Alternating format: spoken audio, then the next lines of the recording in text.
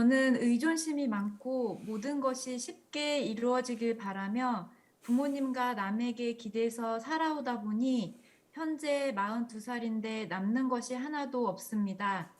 대인관계나 적응력이 약한 탓에 직장들도 다 놓쳤고 결혼도 못했고 친구도 없고 부모님을 바글바글 볶아서 더 늙어지셨습니다.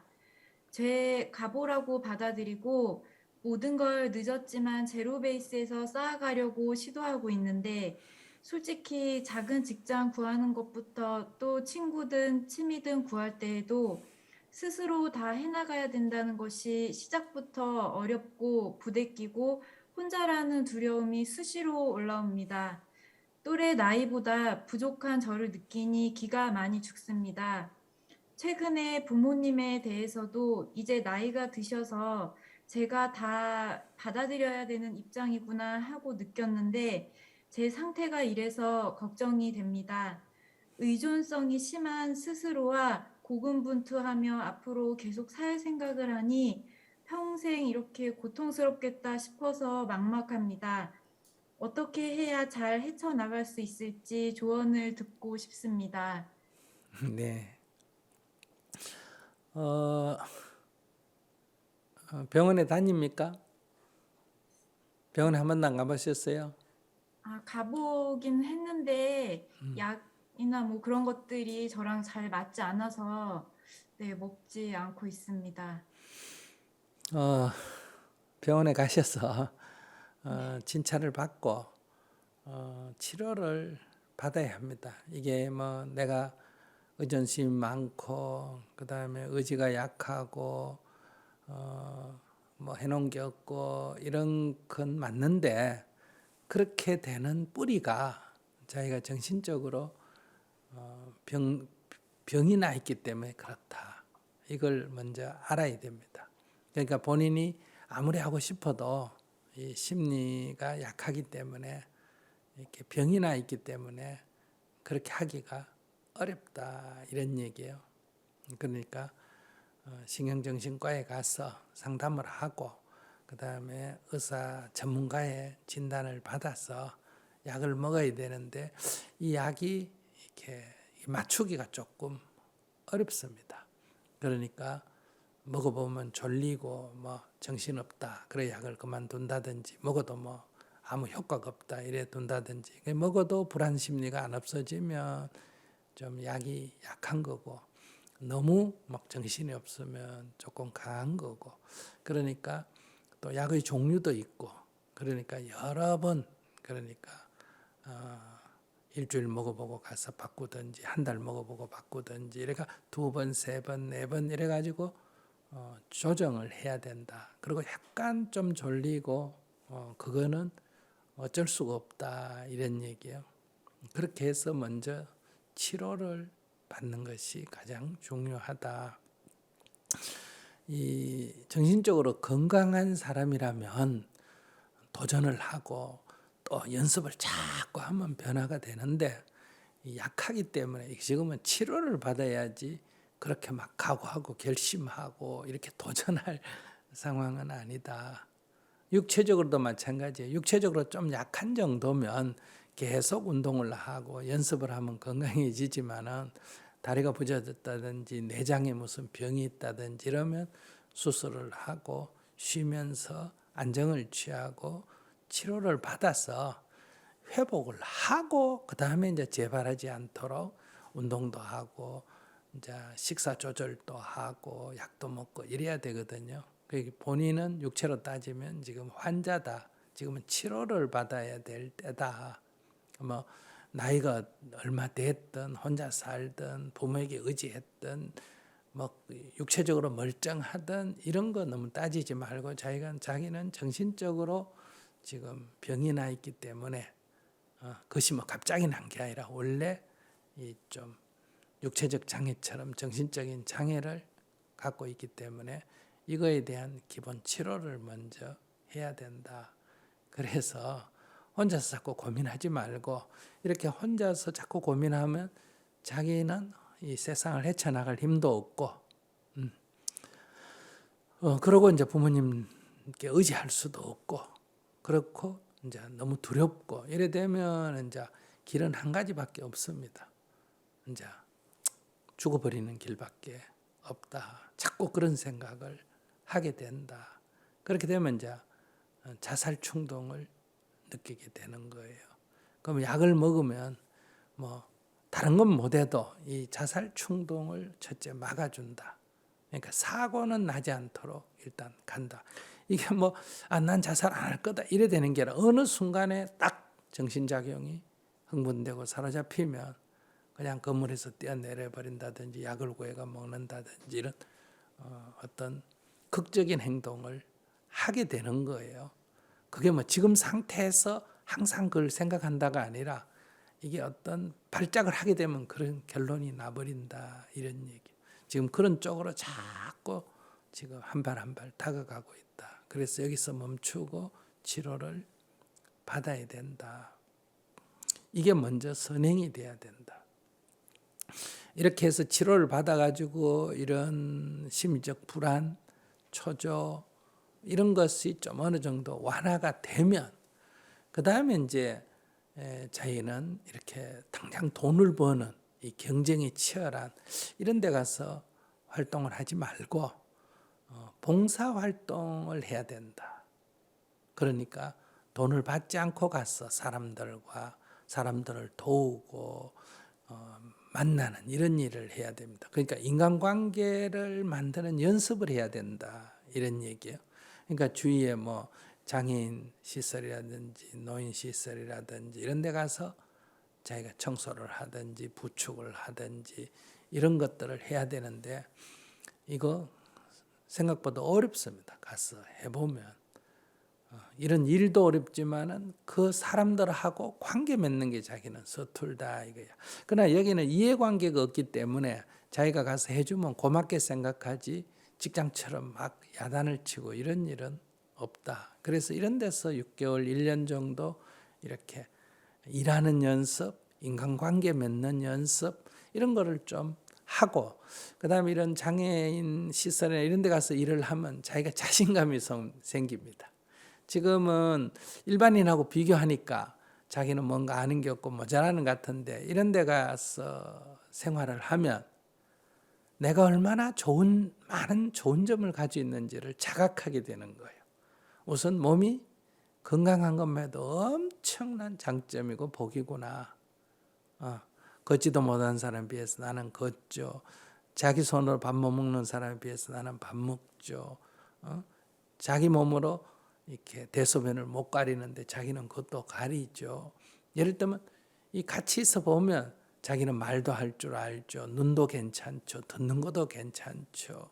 그러니까 자기에게 그들보다 내가 나은 점이 굉장히 많기 때문에 약간의 이런 열등의식, 피의식 있는 분들은 이런 장애인 지체부자와 이런 데 가서 봉사하면 그 사람들에게 도움이 되고 자기 치료에도 굉장히 도움이 된다. 그러니까 무의식 세계에서 저절로 자신감이 생긴다. 이런 얘기예요. 그래서 항상 누구한테 의지하기보다는 내가 남을 도와주는 이런 삶, 훈련을 받게 되면 이제 자신감이 생기기 때문에 그렇게 해서 이제 가벼운 직장을 구하거나 직장도 월급 많이 받는 걸 찾으면 안 돼요. 그러면 월급을 많이 주는 사람은 자기에게 그런 많은 기여할 거를 요구하고 있다는 거예요. 그렇기 때문에 자기는 재주가 없다. 그렇기 때문에 자꾸 그 열등의식을 느끼고 눈치를 보게 되는데 그러니까 조금 이렇게 월급을 적게 받는 직장, 반봉사, 반노동하는 이런 데 가서 조금 받고 일을 하면서 눈치 덜 보고 사는 이렇게 해서 이제 육체적으로 정신적으로 또 일하는 습관을 몸에 익힌 뒤에 이제 조금씩 직장에 적응해 나가는 게 좋다. 꼭 또 직장을 구해야 되는 건 아니에요. 이렇게 자기가 정신이 건강해지면 어머니 아버지를 보살피는 쪽으로 가고 어머니 아버지의 어떤 유산이나 이런 거를 자기가 관리할 능력이 생기게 된다. 없으면 직장 다니면 되고 있으면 그것만 관리해도 효과적으로 쓰면 되거든요. 꼭 직장을 안 나가도. 근데 자기 지금 상태로는 부모님을 봉양하고 그 부모의 재산을 관리할 그럴 지금 능력도 안 된다. 어린애처럼 보살핌을 받는 수준만 되지 그 재산을 관리해도 자기가 어른같이 돼야 관리가 되거든요. 그래서 먼저 정신과 치료를 좀 꾸준히 받는다. 두 번째, 봉사단체 가서 봉사를 한다. 그러면서 조금 한 1년 이렇게 해보고 그 다음에 또 나중에 자기 스스로 알아서 가지면 가고 그 다음 단계로 어떻게 해야 될지 모르면 그 정도 회복한 뒤에 나한테 다시 한번 상담을 하면 제가 또 다음 단계로 길을 열어주겠습니다. 그리고 뭐 명상을 한다 뭘 한다 이런 거는 더 이렇게 사로잡힌 편집증을 강화하기 때문에 하지 않는 게 좋고 자기는 육체 노동을 해야 된다. 그리고 수행도 절 같은 걸 해야 된다. 그러니까 약간 몸이 피곤하고 잠을 푹 자야 이 정신이 쉬어지거든요. 그러니까 자꾸 머리를 생각하는 거는 가능하면 안 해야 돼요. 근데 이 정신 이런 병이 들면 자꾸 생각이 막 꿈이 많고 생각이 많아지거든요. 그래서 단순해져야 됩니다. 그래서 절을 하면서 하루에 108배 절을 하면서 저는 잘 살고 있습니다. 저는 편안합니다. 이렇게 자기 암시를 자꾸 줘야 돼요. 저는 편안합니다. 저는 잘 살고 있습니다. 저는 아무 문제가 없습니다. 교회 다니면 하나님 감사합니다. 하나님 은혜 속에서 잘 살고 있습니다. 절에 다니면 아이고 불보살님 은혜 속에 저는 잘 살고 있습니다. 이렇게 계속 자기에게 저는 괜찮다 괜찮다 괜찮다 하는 자기 암시를 주는 게 필요하다. 그렇게 해야 복을 받는 거예요. 하나님 뭐 주세요 하면 자기 뜻대로 안 된다고 원망하게 되는데 아이고 이렇게 저를 보살펴 주셔서 감사합니다 감사합니다 이렇게 기도를 하면 그 은혜가 저절로 내리게 되는 거예요. 원리가 그렇습니다. 그러니까 그렇게 한번 해보면 좋겠다. 근데 제가 보니까 치료를 적극적으로 안 받는 것 같아요. 자기는 오늘 이후로 치료를 좀 적극적으로 받고 근데 그걸 갖다가 한번 딱 병원에 가면 낫는다 이런 병이 아니에요. 이거는 평생 가지고 가야 할 병이니까 지금 상태를 악화한 되도록 유지하거나 조금 개선하는 정도로 목표를 세워야지 뭐 병원에 다닌다고 싹 좋아진다 이렇게 생각하면 다닐 필요가 없다. 다녀봐야 안 되더라. 이렇게 해서 관두게 된다. 이런 얘기예요. 그런 관점을 가지고 지금 상태도 아주 좋습니다. 장애인 숙소 같은 데 가서 봉사활동 한번 해봐요. 자기가 얼마나 복받은 사람인지를 저절로 알게 된다.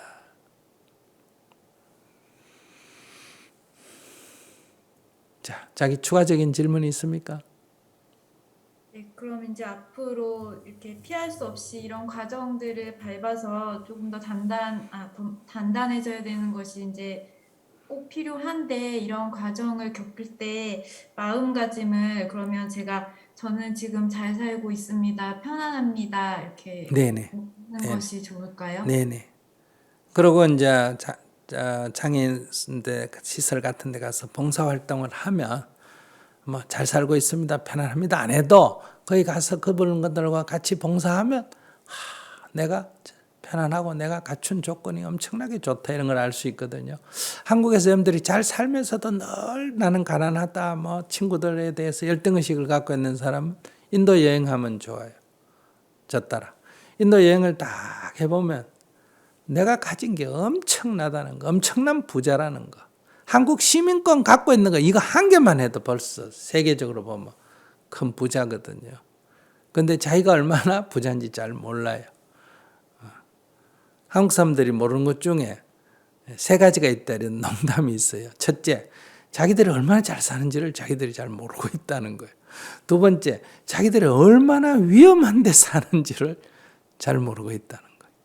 내일이라도 우크라이나 꼴 날 수 있는 그보다 더한 일이 벌어질 수 있는 그런 위험한 지역에 살면서도 아무 위험을 못 느끼고 살고 있다는 거예요. 세 번째, 세계적으로 일본이 얼마나 큰 나라인지 잘 모르고 있다는 거예요. 뭐 일본은 빼고라도 우리가 얼마나 잘 사는지를 잘 모르고 얼마나 위험한 데 사는지를 잘 모르고 있다 이래요. 근데 이제 우리가 우리를 객관적으로 좀 봐야 된다. 그래서 자기도 지금 비교를 누구하고 하느냐에 따라서 저는 재능도 없고 저는 뭐 할 줄 아는 것도 없고 이러지만은 이제 그런 이제 보살핌이 정말 필요한 사람들에 가서 자기가 도와줘 보면 내가 얼마나 좋은 조건이 있다 하는 것을 알게 되면 저절로 이렇게 자존심 이렇게 자기 존엄에 대해 이해하게 된다. 그래서 우리가 남을 돕는 것은 그들을 위해서 돕는 것만이 아니에요. 그것은 곧 나를 정말 돕는 게 된다. 이런 원리를 알아야 합니다. 우리가 우크라이나에 가서 도우면서도 우리가 전쟁이 일어나지 않는 것만 해도 얼마나 다행이냐 이런 걸 알게 되거든요. 그러니까 막 북한 욕을 하는 것만 생각할 게 아니라 그래도 보통 막 이렇게 경쟁이 심한 막 테러 막 많이 일어나잖아요. 이런 암살. 근데 우리는 지금 그런 게 별로 없지 않습니까? 그리고 가끔 뭐 휴전선에 분쟁이 있어도 그렇게 6.25 전쟁 이후에 지금까지 큰 분쟁은 많지 않았습니다. 그러니까 이렇게 안전관리를 잘하는 게 필요하다. 우리가 이 안전관리가 잘 되다 보니까 우리가 위험성을 잘 모르겠는데 우리는 언제든지 이런 전쟁이 일어날 위험, 즉 정전 상태에 있다. 그러니까 전쟁이 일시적으로 멈춘 휴전 상태에 있다는 거예요. 그래서 이것을 빨리 전쟁을 끝내는 종전 또는 평화 상태를 가져오는 그런 평화 체제 이런 것들이 이루어져야 되는데 우리는 그런 위험한 상태를 아직 방치하고 있다는 거고 그럼에도 불구하고 그 위험이 잘 관리되고 있다는 또 좋은 점들을 우리가 알아야 된다.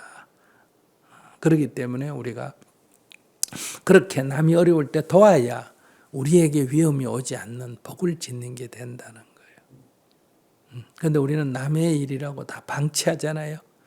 우리 일 아니라고. 그러다 보면 나중에 우리에게 이런 위험이 올 확률이 높아지고 위험이 왔을 때 아무도 돕지 않는다. 그래서 복이라는 것은 남을 도움으로 해서 내가 얼마나 소중한지 알게 되고 남을 도움으로 해서 내가 어려울 때 도움을 받을 수 있는 그런 복을 짓게 된다. 그래서 치료받는 것과 어려운 곳에 가서 봉사하는 것을 반드시 같이 병해야 내 치료에 도움이 된다. 이걸 말씀드리고 싶습니다. 네, 제가 그 외동딸이고 이제 부모님과 함께 살고 있는데 제가 부모님께 지금 상태에서 어느 정도까지 이렇게 효도하는 거를 뭐 효도까지는 못하겠지만 어느 수준까지 이렇게 부모님께 잘할 수 있는지를 목표로 삼아야 되는지 하나만 더 여쭙겠습니다. 자, 부모에게 제일 잘하는 거는 자기가 건강하게 사는 것. 부모님은 지금 자기 걱정하지 자기가 부모 걱정할 수준이 아니다. 부모님은 다 큰 딸이 저렇게 아직 자립도 못하고 정신 못 차리고 사는 거에 대해서 걱정이 태산 같다. 이런 얘기예요. 그러니까 내가 이렇게 약 먹고 치료받고 봉사단체 가서 봉사하고 이렇게 해서 내가 건강하게 사는 것이 최고의 효도다. 부모님에게 뭐 밥 안 해줘도 되고 아무것도 안 해줘도 돼요. 우선 내 치료를 하는 게 부모에게 최고의 효도다. 이렇게 생각하셔야 돼요. 그러니까 부모는 지금은 신경을 꺼야 돼요. 우선 내가 건강해지면 그 다음에 이제 해야 할 일은 부모를 좀 이렇게 걱정 안 끼치게 해주고 또 나중에는 도움이 될 수 있는 일을 하는 게 필요한데 자기는 지금 그렇게 할 단계가 아니다. 이런 얘기.